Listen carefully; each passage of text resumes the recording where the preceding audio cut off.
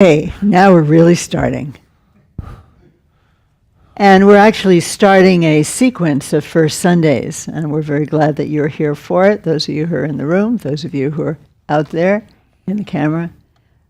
I want to talk about the training connected with the four boundless states. This is a crucial practice for most, if not all, of the Buddhist traditions. It actually has its origins in India even before the time of Buddhism. These are practices associated with the genre of mind training, lojong. Mind training, in a way, is a term we can use to describe all of the Buddhist practices. And this very specifically is a genre of teachings that are quite simple, quite direct, and really have to do with handling the ups and downs of everyday life. One can practice them as a participant in any tradition or none. They're profoundly helpful. And we're going to take 2 First Sundays for each of the 4, talking about them, and also particularly Harvey will talk about what comes up when we practice something like equanimity, love, compassion, joy.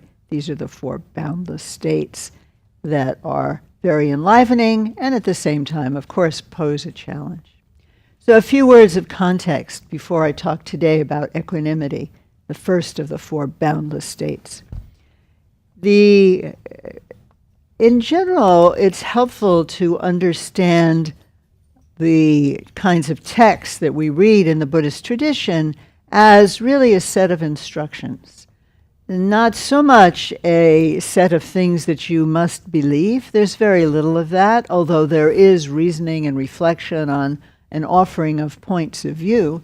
And for the purpose of our discussing these 4 measurables, we are very much in line with this as understanding that there are some helpful hints, some helpful instructions that can help us to tamp down a bit the kind of reactivity and volatility and just out of control sense that we often have regarding our own emotions, our own experiences, that cause us pain, that cause us difficulty.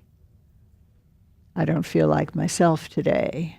I got out of the wrong side of bed today. Don't look at me today. Don't talk to me like that today, right? It's just, we're upset. We're upset.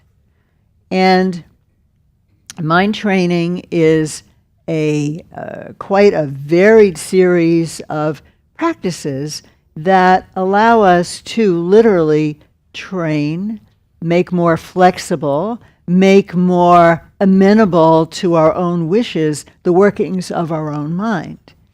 And if we ask ourselves, do you own your thoughts, your feelings, or do they own you? Who runs who? And for most of us, at least some of the time, we know very well that it's runaway emotions, runaway worry, runaway fear. Name your particular poison, right? There are things that run us: nervous, upset, obsessive, too laid back, not paying enough attention to things, right? Finding balance, the middle way, is really, really important. And it's a skill that can be learned. So what we do in mind training is we train the mind. The mind just means what you would think. The mind that is happy and sad, out of control, desperate, euphoric. That's what we're talking about. And the Tibetan term is lojong. Lo means mind. Jong has 4 meanings, all of which are relevant for us. When we jong the mind, when we train the mind, so there is training. Training means that we become more flexible, more workable, more able to actually intentionally direct our path. I want to get to work on time. I want to not snap at my colleagues. I want to not be too afraid to talk to people around me. All of these kinds of things have to do with our mind becoming more pliable. So we train the mind. This also means cultivating helpful habits of mind. Maybe I'm accustomed to just sort of clamming up when a certain kind of person approaches me. I get nervous, or I feel disdain, or I feel this person isn't worth talking to, or I feel this person is just so important, I can't possibly really just be myself in their presence.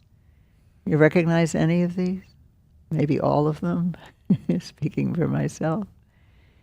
So we can develop habits that are habit of being present to your breath, present to your body, habit of dropping judgment and just being curious about what's going to happen. That's a very different attitude. Moving from judgment to curiosity is part of equanimity also. So training, developing habits that work for us. Another way to talk about this is cultivating. We can cultivate habits that are not yet firm in our experience. This is very much supported, as you may know, by neuroscience in the last 10 or 15 years. It's really been talking a lot about neuroplasticity. That is to say, the discovery that our brains actually are always changing. Even at 90 years old, research has shown practices such as cultivating a sense of calm or evenness, as we do with equanimity, will actually change your brain. That's a modern way of talking about it. Another, maybe more experienced, near way of talking about it is that you will start to feel a little different. You will start to feel a little easier. And there's a certain quality of being cleansed also, cleansed, free of our binding habits. You know, when a habit has a grip on us, it really has a grip on us, and we lose freedom. I have the habit of throwing my keys anywhere when I come into the house. And then when I leave the house, I can't find them. So I have to scurry around and search for them, and I'm late, and I'm stressed. And that's really a bad habit. And it doesn't take too much. I finally learned, actually, just to put them down next to the door. It changes your life in the morning. I'm free. I'm freer. I'm free of that particular thing. And mind training, like all our practices, is about becoming free from the bondage, the boundaries that we place around ourselves in so many different ways.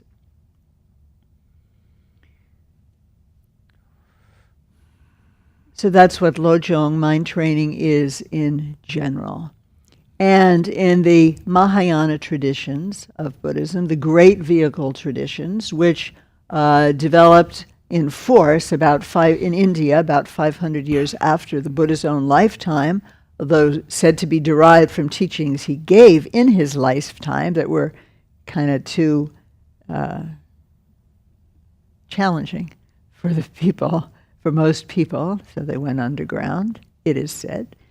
Metaphor or story or history, the Mahayana, the great vehicle, does emerge in India at about the turn of the last millennium and travels pretty quickly to China, from China to Korea, Japan, over the Himalayas a little bit later on, reaching Nepal after Nepal has already received earlier teachings of Buddhism, going into Tibet, from Tibet later going to Mongolia, heading over to Russia, also participating in the Buddhism that is already there in Vietnam, Cambodia. So Mahayana is a broad swath of Buddhist teachings. And the four boundless states, which, as I mentioned, already exist in India, even before Buddhism, when they're called the four Brahmaviharas, the four stations or abodes of Brahma, also evoking the sense that these states are sometimes metaphorized as places. So to have equanimity is a certain kind of state, And sometimes, at least in the early Indian traditions, it's kind of a place. It's where Brahma lives. It's where the divine lives. Sometimes they're called the four divine abodes. They're called the four immeasurables. Why are they called immeasurable or boundless? They're boundless because the capacity for the mind to develop is in fact infinite. That's one kind of boundlessness.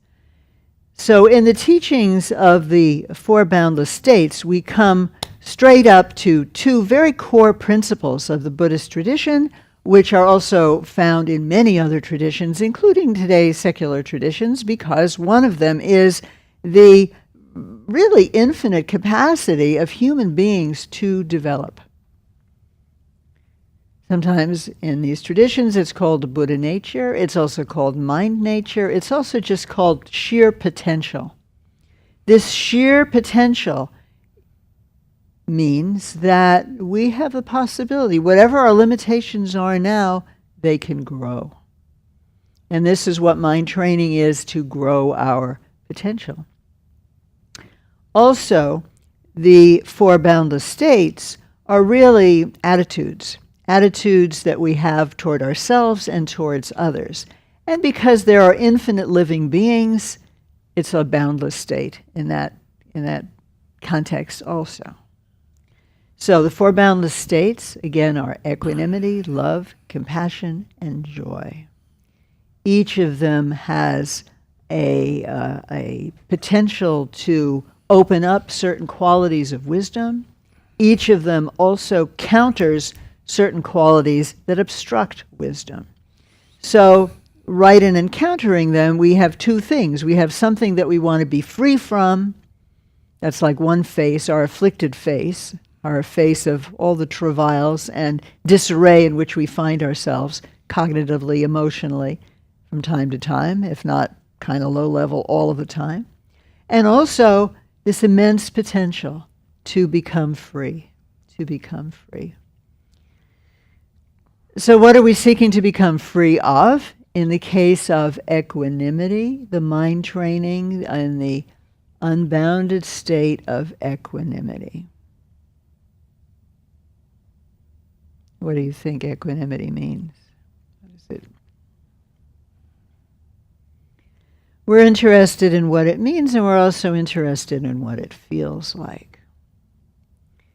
So equanimity, we can also describe this as a state of evenness, a state of balance, which means freedom from a certain kind of agitation and non-equanimity. Equanimity is succinctly described as a state in which we are not overwhelmed by antipathy, hatred, jealousy, some kind of negative thing reacting to another person, nor are we overwhelmed by a kind of attachment, a kind of like, ooh, I've got to get this person's attention, I've got to get praise from this person, I've got to really be connected to this person in some way. It's freedom from that.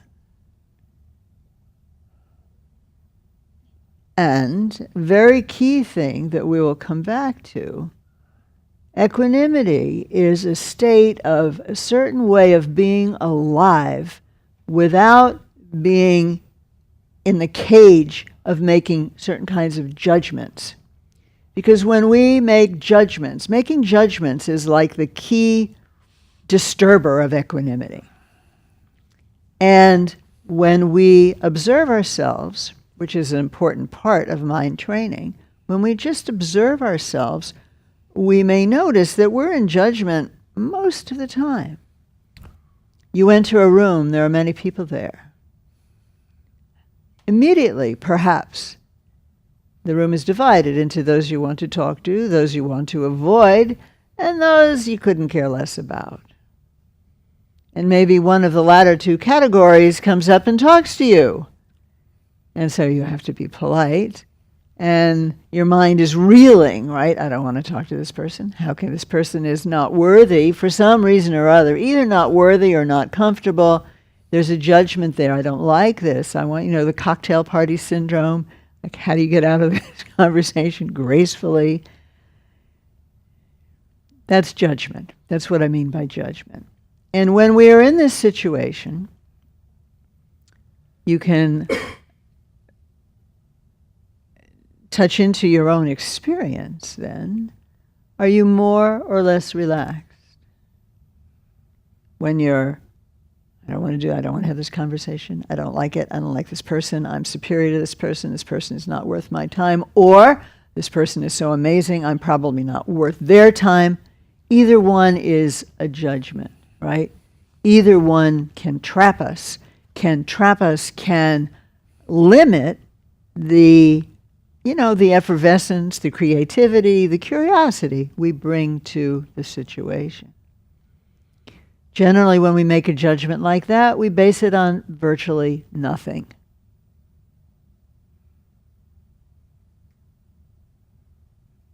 We barely know the person.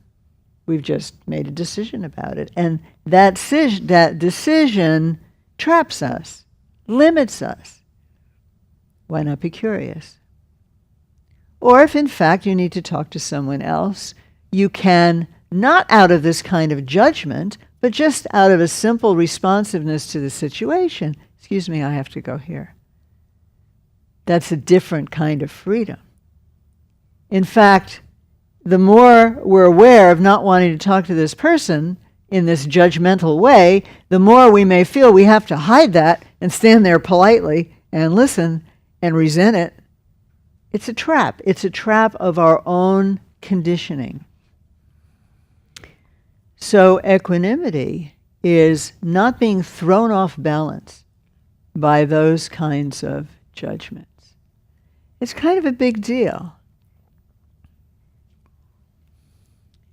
Mind training invites us to be present non-judgmentally to our own experience. And this, as we have talked about many, many times, is not so easy. So let's say you've heard about equanimity and you encounter a situation in which you are in fact judging, resentful, making judgments, not equanimous, being reactive. You have the possibility of cultivating equanimity with respect to yourself at that moment.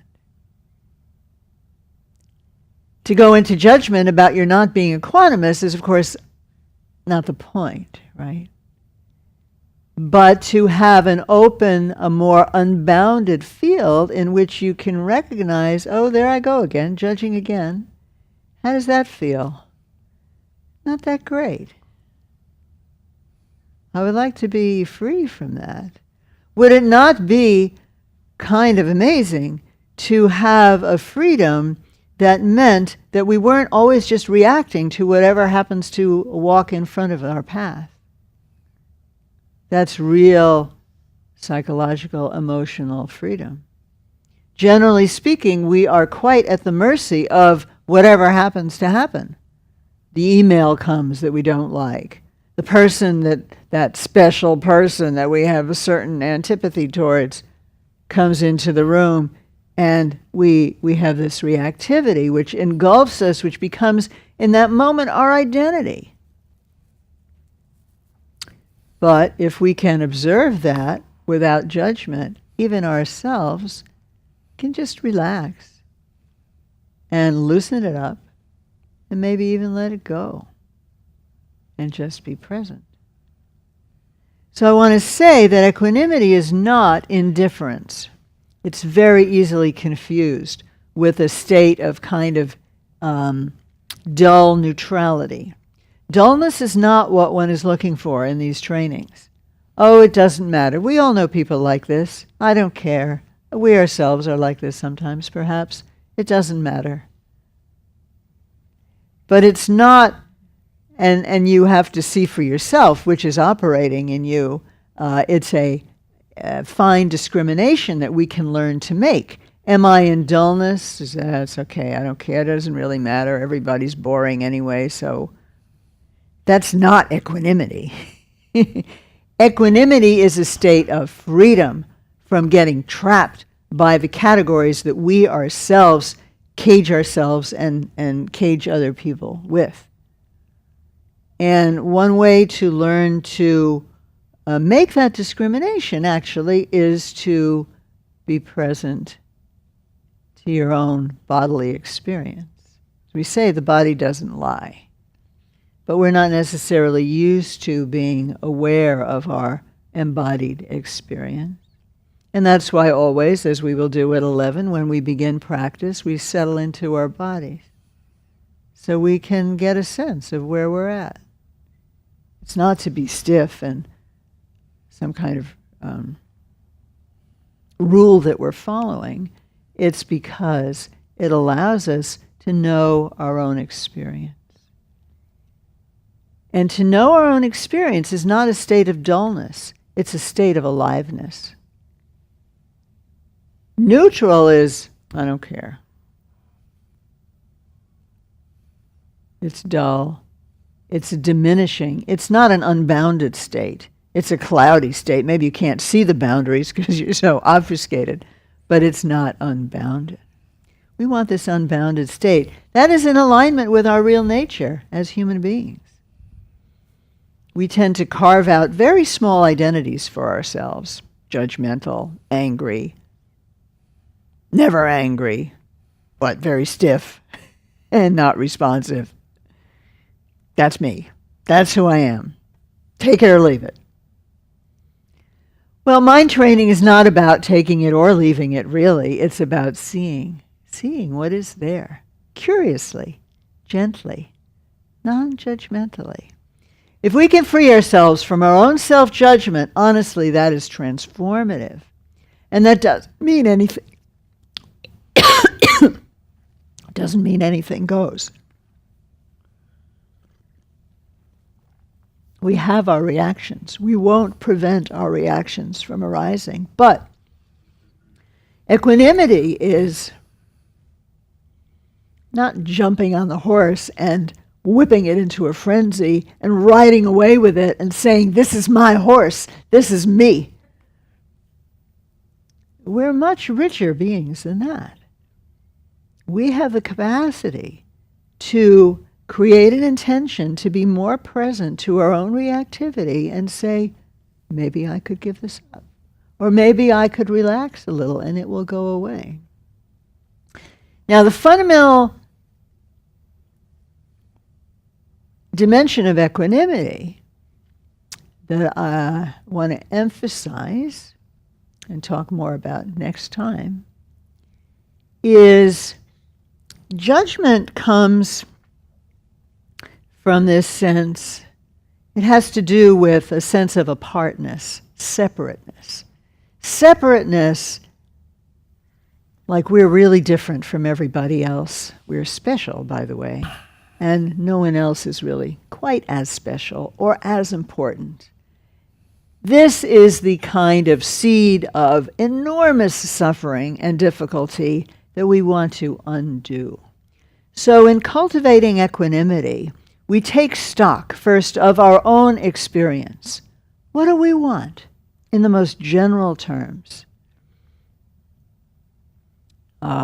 One of the training texts says something like this. I want to avoid even the slightest discomfort, unsatisfactoriness, or suffering. Anybody down with that? Thank you. Am I the only one? And I am never satisfied with the amount of happiness that I have. I want more. Personally, I can't even eat one potato chip. I just have to have another one. We run our lives, or this kind of orientation runs our lives. So can we recognize that every single person in this room, the people that you know, the people that you don't know, everyone that you meet as you walk around town, everyone has that same beating heart. Don't want pain, want happiness. Don't want pain, want happiness. Don't want pain, want happiness. It's really like the driving force of everything we do. Why do you eat what you eat? Why do you have the friends that you have? Because they, we think, we hope, will make us happy. So we cultivate a willingness, an interest in remembering this always about everyone, whether you like them. And not just humans. Animals want the same thing. Even an ant, if you put something in front of it, it will try to avoid this unknown potential threat, right? So we cultivate a sense of sameness, balance, with respect to everyone. This doesn't mean we can't distinguish our friends from our enemies. Equanimity is not stupidity. Doesn't mean that you don't have particular relationships. Of course we do. But there's some sort of ground where we recognize the sameness of everyone, and we cultivate a wish, an aspiration to live in some kind of honoring of that.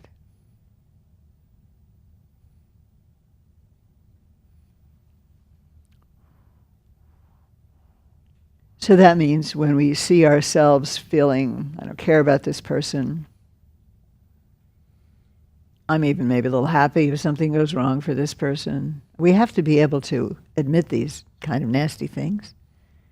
But at the same time, as we admit those things, we are full of confidence in the potential that we have to shift. That's why we're noticing them. We're not noticing them to put ourselves down. We're cultivating equanimity. And we can cultivate equanimity also with respect to the practice that we do, which we will begin in about 3 minutes. Okay, and we'll incorporate a little bit of what we just talked about, the cultivation of equanimity, the mind training of equanimity into our practice.